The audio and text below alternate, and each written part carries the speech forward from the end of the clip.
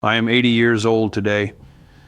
It is a strange number to say out loud, mostly because I don't feel 80 on the inside, but my hands tell a different story.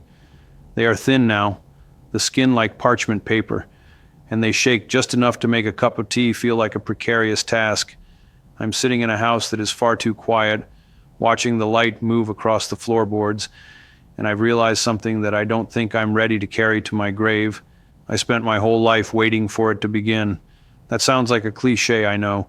You hear people say things like that in movies or read it in books, but when you're actually at the end of the line, it's not a poetic sentiment. It's a weight. It's a cold, hard fact that settles in your chest. I have spent 60 years preparing for a future that never arrived, and in doing so, I managed to miss the only life I was ever actually given.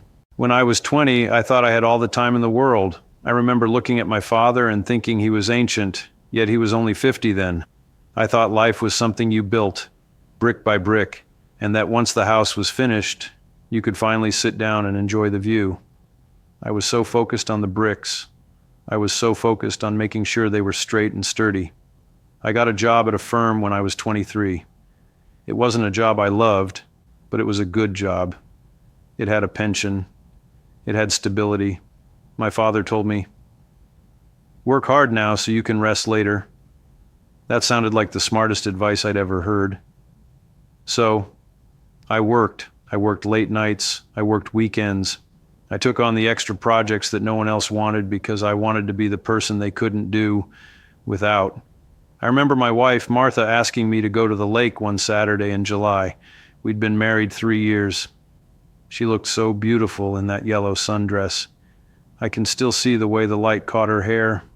But I had a report due on Monday. I told her, "Next time, honey, once this promotion goes through, we'll take a whole week. We'll go somewhere real nice." She smiled and said, she understood. She always understood. That was the problem. She was so patient that she let me believe my priorities were the right ones. We never went to the lake that summer. And the promotion did come, but it just brought more reports, more late nights, and a bigger desk that I barely had time to sit at.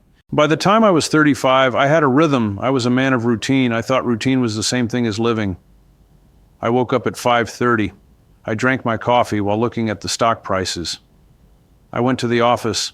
I came home, ate dinner while checking my messages, and went to bed so I could do it all again. I remember my son Leo bringing me a drawing he'd made in school. It was a picture of a boat. He was so proud of it. He wanted to tell me all about the invisible engine he'd imagined for it. I was on a conference call. I patted him on the head and whispered, "That's great, buddy. Show me after I'm done."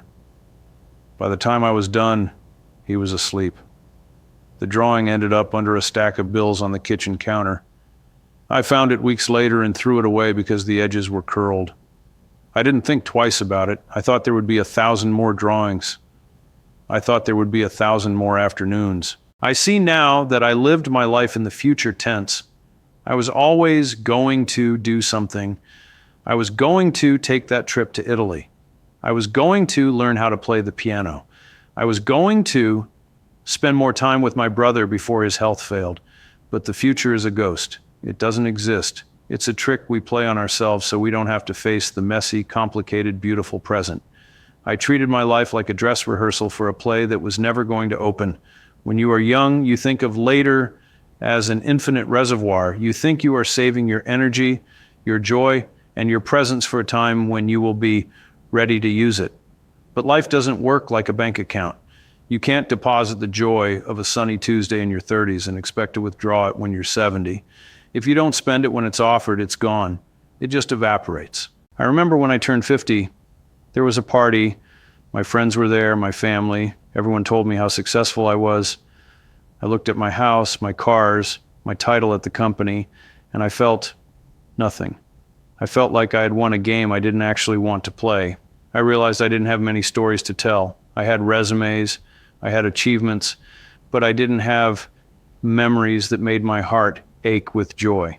I had spent 30 years being productive, but I hadn't been present for any of it. I was physically there, but my mind was always 5 steps ahead, worrying about the next milestone, the next problem, the next if only. Then Martha got sick. It wasn't like the movies. It wasn't a dramatic, sudden collapse. It was a slow fading, a cough that wouldn't go away, a tiredness that sleep couldn't fix. When the doctor told us it was stage 4, the world didn't stop turning, which felt like an insult. The cars kept driving by outside. The mailman kept delivering bills. I retired the next day.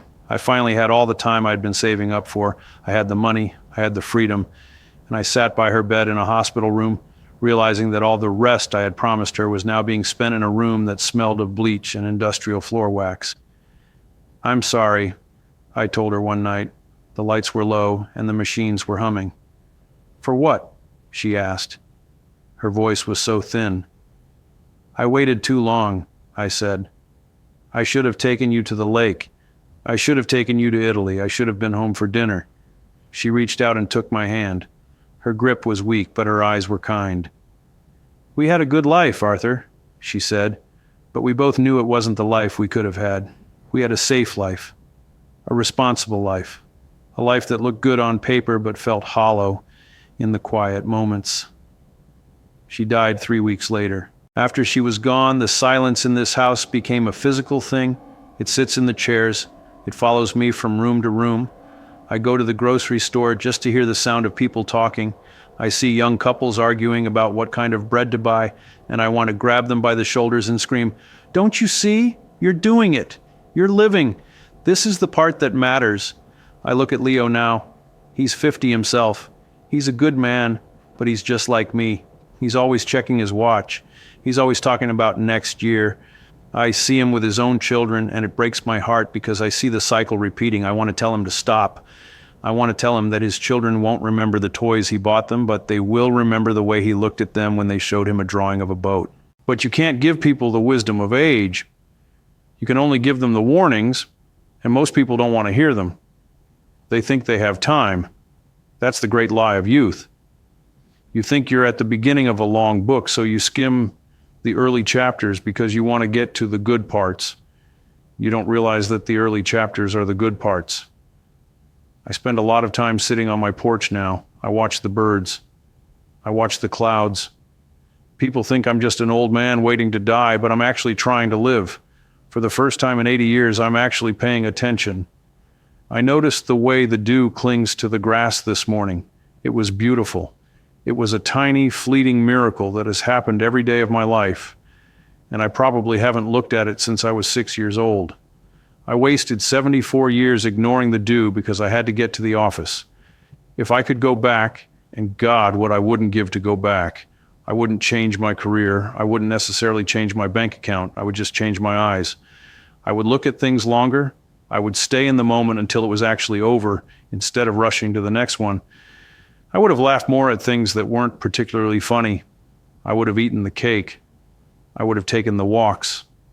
I would have told Martha she was beautiful every single morning instead of just on her birthday. It's a heavy thing, realizing you've been a stranger to your own life.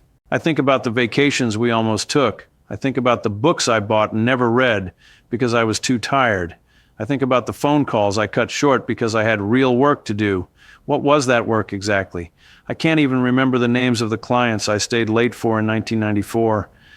I can't remember the specifics of the reports that I thought were matters of life and death, but I can remember, with agonizing clarity, the look on Martha's face when I told her I couldn't go to the lake.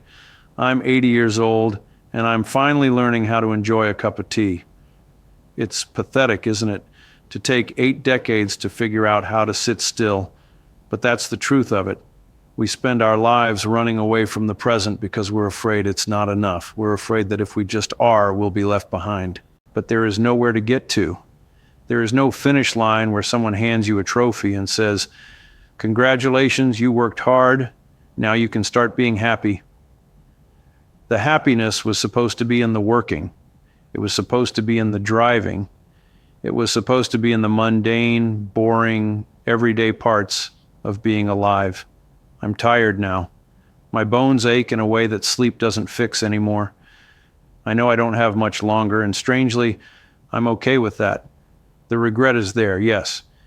It's a permanent resident in this house, but there's also a bit of peace in finally admitting that I failed. Not at my job, but at my life. I'm telling you this because you probably think you have time. You probably have a list of things you're going to do one day. I'm here to tell you that one day is a trap. It's a horizon that moves away from you the faster you run toward it. Stop running. Look at your hands. Look at the person sitting across from you. Listen to the sound of the wind. It sounds small, I know.